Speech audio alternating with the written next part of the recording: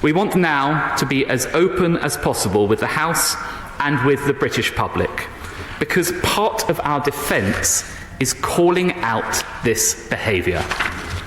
This is the latest in a clear pattern of hostile activity originating in China, including the targeting of democratic institutions and parliamentarians in the United Kingdom and beyond. Well, Lord Cameron released a statement on X saying this last night. Attacks on our democracy are unacceptable, yet that is what organisations backed by China have done. Today, we are publicly calling them out, and we've taken action.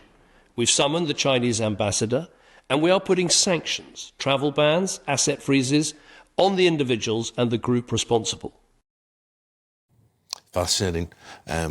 So Cameron speaks in such a way that we need subtitles under his name there. No, it's because on social media, when people post things on, if they're on a train or in public, they can just watch the subtitles, without having the sound on. I do that quite a lot.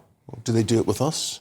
Probably. Yeah, they do, I think, on some of the Instagram grabs they do of our chats in the morning. Let's go to our political correspondent, Olivia Utley, on this one. So is this China or China's mates, or where's all this emanating from, and how serious is it?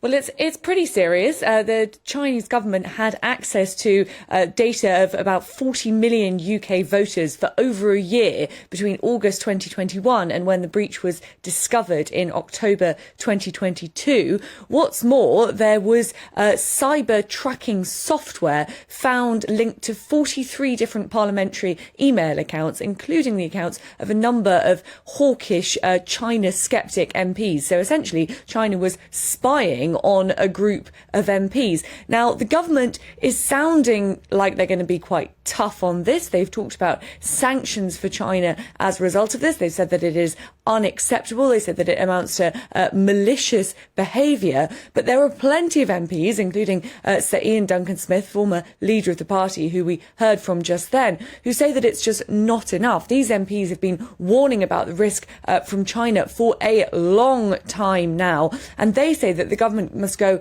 much, much further. One thing that they're asking the government to do is to officially designate China as a threat.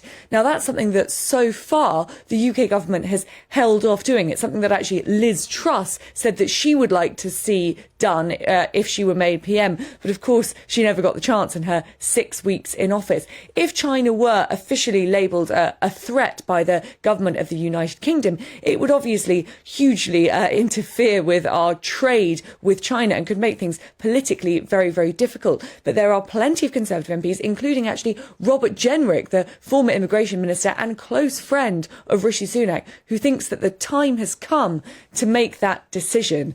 The golden era of relationships between the UK and China, something that George Osborne and David Cameron talked a lot about in those coalition years, has very much come to an end. Cabinet splits, though, not necessarily Rishi Sunak's forte, and so far he has resisted calls for a very long time to declare China a threat. He's preferred to use this very strange phrase of epoch-defining challenge. Do you think he's going to finally toughen up his language, even if he's not going to toughen up the sanctions?